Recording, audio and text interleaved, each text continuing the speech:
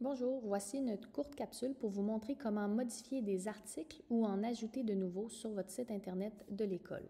Un article, c'est ce qui se trouve sous chacune des rubriques là, dans votre site. Donc, c'est souvent ce qu'on veut ajouter rapidement, des procès-verbaux, par exemple, de conseil d'établissement, des horaires.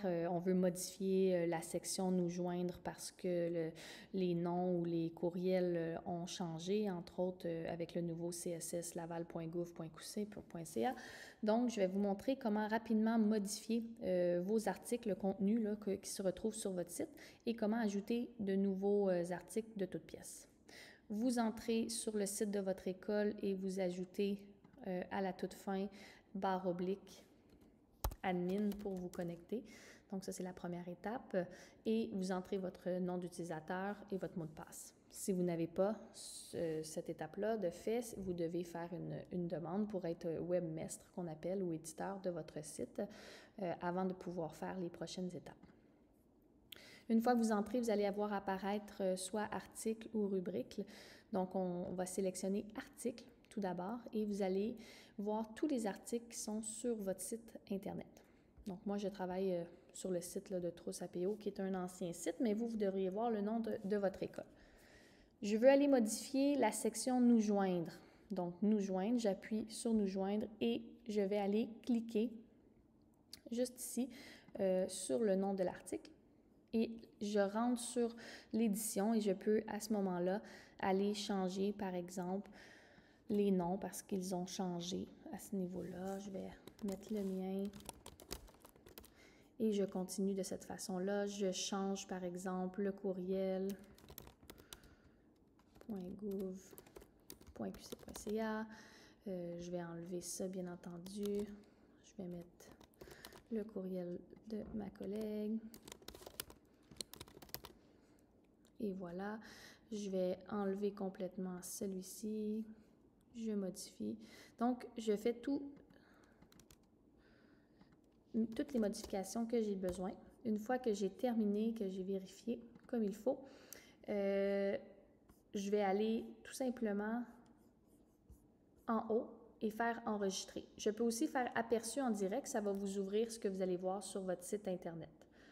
Donc, j'enregistre et je viens de terminer la modification d'un article. C'est vraiment la façon la plus simple, je vous dirais, au lieu de toujours en créer de nouveaux, allez modifier ce qu'il y a déjà sur votre site.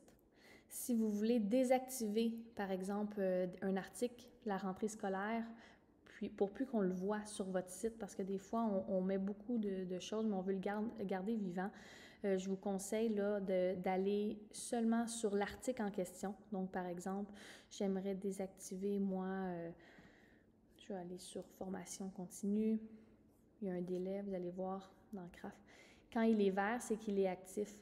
Si vous voulez le désactiver pour une période, vous cochez et vous définissez le statut comme désactivé. Le statut est mis à jour et là, vous voyez que l'article n'est plus en vert, il est comme en blanc. Et on peut, à ce moment-là, garder l'article dans notre site, mais les gens ne le verront plus en temps réel.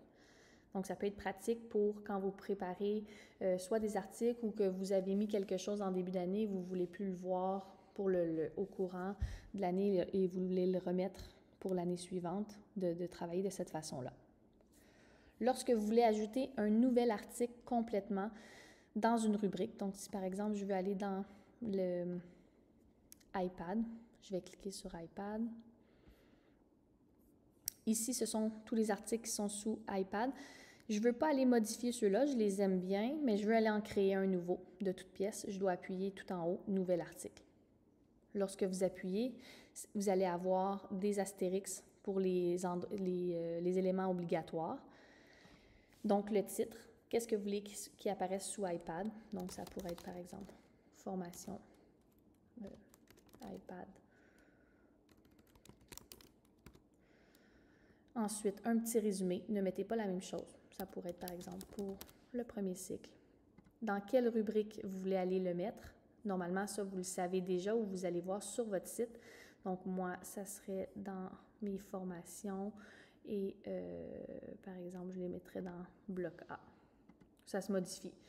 On évite de les mettre dans 2 rubriques parce que ça va faire un site trop chargé. Ajouter une image, c'est l'image que vous allez voir en arrière de votre titre. Donc, vous avez une banque d'images déjà pour vous ou vous allez en télécharger une. Si vous ne mettez rien, ça va être fade, ça va être gris ou la couleur de votre site, tout simplement. Ça, il faut faire des tests pour voir qu'est-ce que vous aimez. Et le plus important, c'est le contenu. Qu'est-ce que vous voulez afficher dans cet article-là? Si c'est seulement un en-tête, c'est pour un titre ou un en-tête avec texte, c'est simple. Quand vous voulez enlever, dire « Ah non, c'est pas un en-tête et du texte que je veux », donc vous appuyez ici sur la roue d'engrenage et vous supprimez. J'aime bien l'appel à l'action quand vous voulez rediriger vers un formulaire ou une inscription à quelque chose. Vous appuyez sur appel à l'action, ça vous ouvre automatiquement un en-tête, texte et bouton. Donc, inscription par exemple. Pour la formation iPad, je vais très vite là. Un lien vers un URL externe, ça serait pour une inscription par exemple sur Fortic ou sur un organisme en question. Vous mettez le site que vous avez besoin. Le bouton va apparaître avec cliquer ici. On aimerait ça que ça s'ouvre dans une autre fenêtre. Et voilà, le tour est joué. J'ai terminé. Je peux regarder l'aperçu en direct ou j'appuie sur le petit chevron.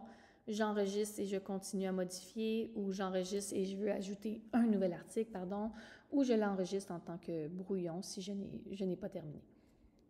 Si vous faites enregistrer, il va s'ajouter complètement à votre site et il sera actif dès que c'est fait. Donc moi, sous l'onglet iPad, je l'avais mis formation, je vais avoir mon formation iPad, il est là, que je viens de mettre. C'est classé par date et par qui vient de le mettre.